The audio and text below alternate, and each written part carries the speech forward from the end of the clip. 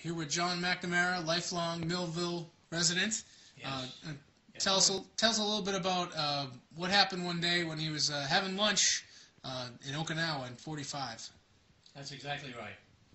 I was in the 1st Marine Division, and one particular day, our company, L35, was sitting down having our lunch.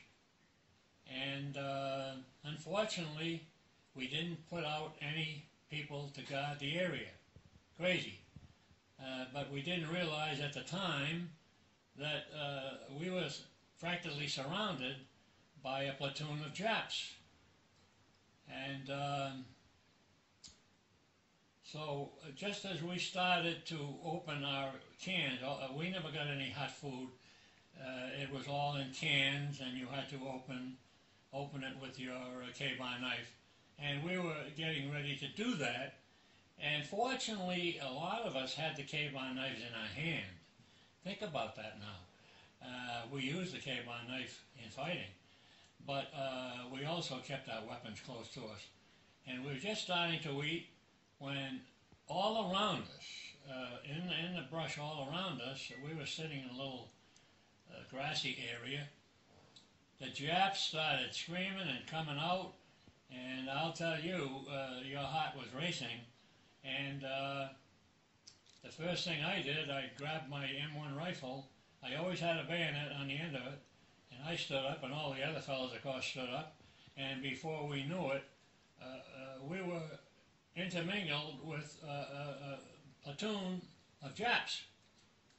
And it was, you couldn't fire because you were too close. Everything was close, like 2 feet, 3 feet.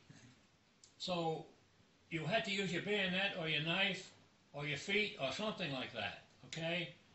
And so the hand-to-hand combat was something you can't believe.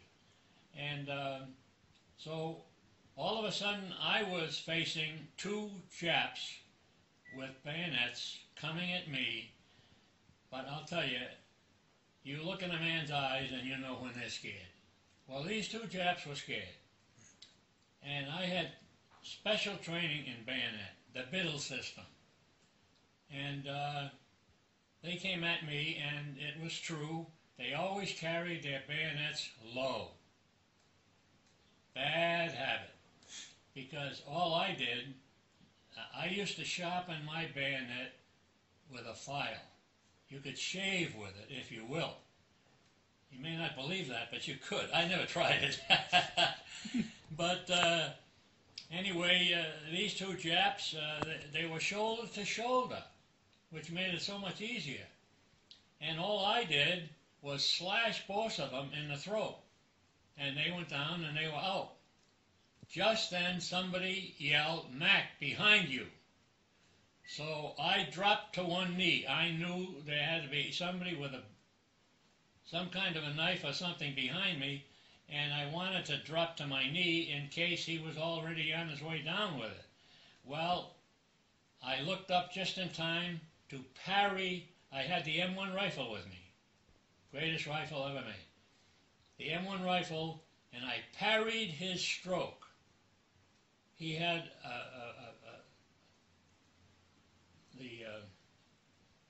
oh gosh.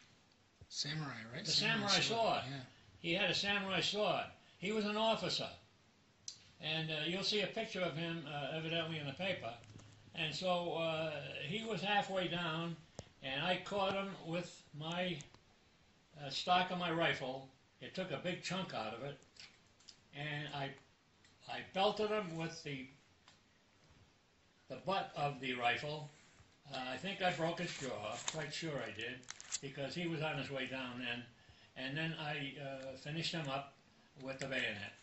And that was about as close as I can come, Greg, with anything that happened that closely. That was a close call. Close call. And I think you said that the guy that came at you with the samurai sword, you found a picture of him in his helmet. Yes, well, every Japanese that you killed, practically, when you took their helmet off, they had a picture of their family in that helmet.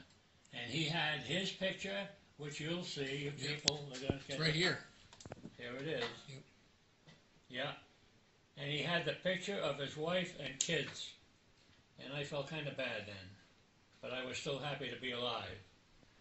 So that's the story of John Mack and the 3 Japs that I took care of in one day. Thank you.